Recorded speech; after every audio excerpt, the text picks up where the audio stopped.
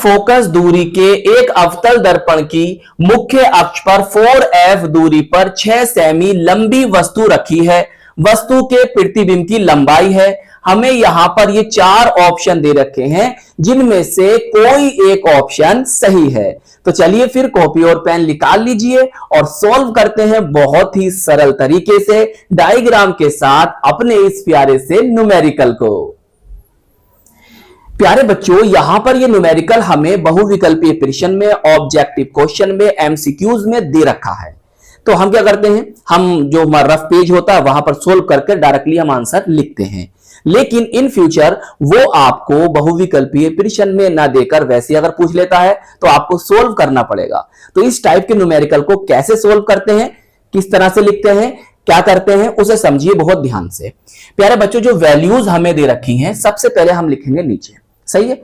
और हमें देखो इस टाइप के न्यूमेरिकल में या फिजिक्स में हमें डायग्राम जरूर बनाने चाहिए, क्योंकि डायग्राम से ही न्यूमेरिकल बहुत अच्छी तरह से समझ में आते हैं। इसलिए आप डायग्राम भी बना देना। तो प्यारे बच्चों, हमें दे रखा है एफ फोकस दूरी। अब ये कहां है उसे समझो। भाई ये क्या है, हमारा अवतल दर्पण है, कॉनकेव मिरर है। कैसे पहचाना, क्योंकि इसमें परावर्तक तल अंदर की ओर है, इसलिए हम इसे कहते हैं अवतल दर्पण, बोले तो कॉनकेव मिरर, सही। अब प्यारे बच्चों, ये क्या है, आपका ध्रुव है, ध्रुव है। और ये क्या है, मुख्य फोकस है, सही। ये क्या है, सेंटर ऑफ कर्वेचर है, वक्रता केंद्र है। और इनको मिलाने वाली रेखा जो है वो मुख्य अक्ष है। तो ध्रुव से लेकर मुख्य फोकस तक की दूरी, ध्रुव से मुख्य फोकस तक की दूरी को हम कहते हैं फोकस दूरी, फोकल लेंथ। कितनी दे रखी है, एफ दे रखी है, तो हमने यहां पर लिख दिया प्यारे बच्चों एफ। अब सर ये माइनस क्यों आया, इसे भी समझेंगे। प्यारे बच्चों, ये जो किरण आ रही है ये कैसी है, आपतित किरण है। आपतित किरण जा रही है आपकी इस तरह से, और हम दर्पण में जो दूरी मापते हैं वो ध्रुव से, पोल से इधर को मापते हैं। हम दूरी ध्रुव से मापते हैं, याद रखना। दर्पण में, मिरर में जो दूरियां मापी जाती हैं वो कहां से मापी जाती हैं, नापी जाती है कहां से, ध्रुव से। तो हम आपतित किरण जा रही है ऐसे, और हम दूरी मापेंगे यहां से इधर की ओर, मतलब आपतित किरण जा रही है ऐसे और हम दूरी मापेंगे ध्रुव से इधर की ओर, ऐसे करके। दोनों की दिशा कैसी हुई, विपरीत हुई। तो इसीलिए जितनी भी दूरियां आएंगी नेगेटिव में आएंगी। मतलब अगर हम आपतित किरण की दिशा में दूरियां मापते हैं, नापते हैं, मेजर करते हैं तो प्लस आती हैं, और अगर हम आपतित किरण इंसिडेंट रे के दिशा के विपरीत दूरियों को नापते हैं, मापते हैं, मेजर करते हैं तो नेगेटिव आती है। आपतित किरण की दिशा में प्लस, आपतित किरण की दिशा के विपरीत दिशा में माइनस, सही। मुख्य अक्ष के ऊपर प्लस और मुख्य अक्ष के नीचे माइनस, मुख्य अक्ष के ऊपर प्लस, मुख्य अक्ष के नीचे माइनस। या ऐसे भी कह दो भैया, परावर्तक तल के इधर माइनस और परावर्तक तल के उधर प्लस, ऐसा भी कह सकते हो, ऐसे भी याद रख लो। कुल मिलाकर ये चिन्ह याद रखना नेगेटिव पॉजिटिव का।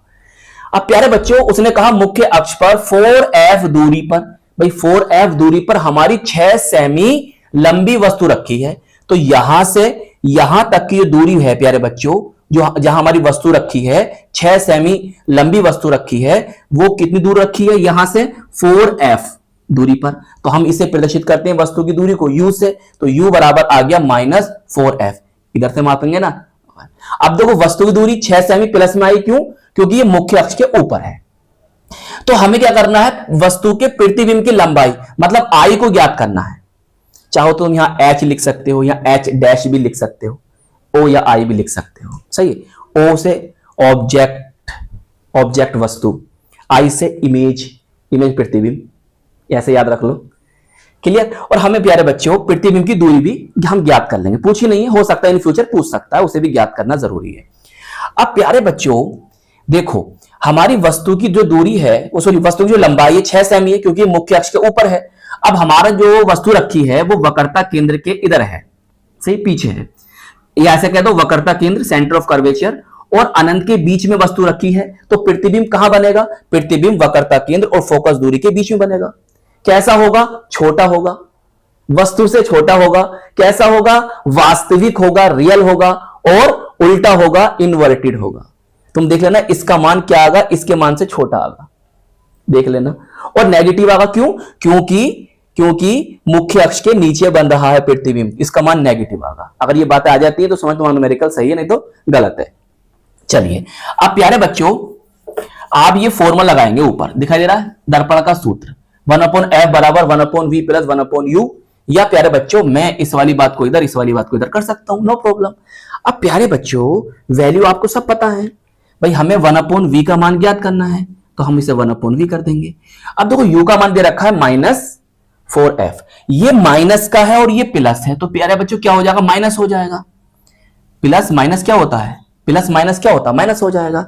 अब देखो हमें दे रखा है ये माइनस में, बराबर प्यारे बच्चों -1/f। मैं इसको इधर ले जाऊंगा, प्लस का हो जाएगा 1/v is equal to 1/4f। भाई ये माइनस का उधर गया, प्लस का हो गया, -1/f।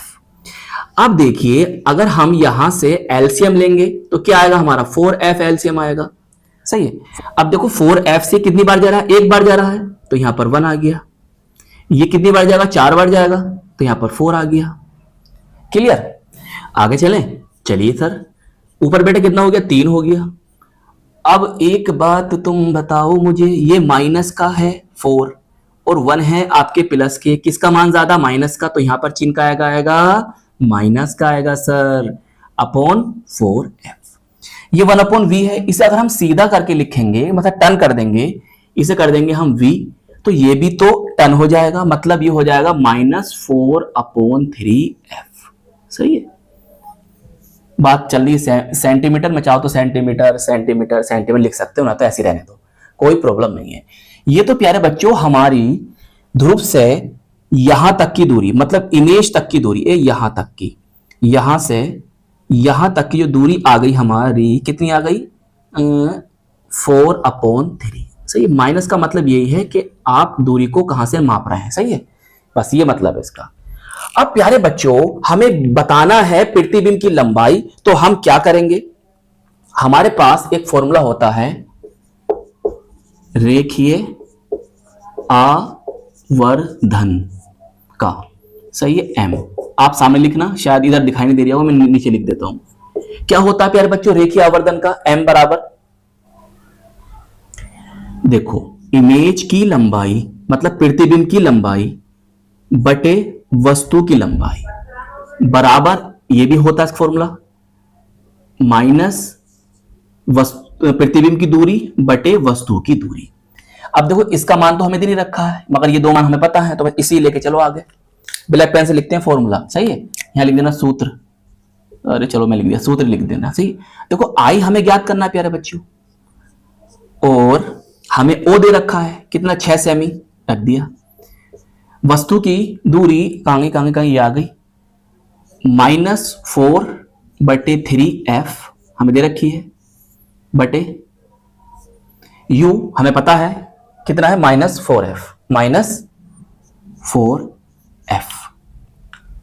मेरे प्यारे बच्चों जरा ध्यान से समझो, देखो इस f से ये f चला जाएगा, इस 4 से ये 4 चला जाएगा, ये माइनस माइनस खत्म हो जाएंगे, लेकिन माइनस रहेगा, तो नीचे क्या आ जाएगा बताओ आपका, सर यहां हमारा आ जाएगा -1/3। सही, ये हो जाएगा। मैं i को अपने पास रखता हूं और 6 को उधर ले जाता हूं, तो -6/3, और 3 दूनी कितना आ गया, 6 आ गया, तो i बराबर मेरा क्या आ गया, -2 सेंटीमीटर। देखो मैंने तुमसे क्या कहा था कि जो प्रतिबिंब होगा वो वस्तु से छोटा होगा। देखो प्रतिबिंब की लंबाई 6 सेमी है, सॉरी वस्तु की लंबाई, मैंने क्या कहा था कि वस्तु की लंबाई जो होगी वो प्रतिबिंब से बड़ी होगी। क्लियर, और देखो इमेज भी आप देख रहे हो, तो वस्तु की जो लंबाई है 6 सेमी है, और देखो प्रतिबिंब की लंबाई क्या है, 2 सेमी है। मैंने तुमसे कहा था कि ये प्लस होगा, क्यों, क्योंकि मुख्य अक्ष ऊपर है, और मैंने तुमसे कहा था कि प्रतिबिंब जो आएगा आपको माइनस में आएगा, क्यों, क्योंकि ये कहां बनेगा, मुख्य अक्ष के नीचे बनेगा।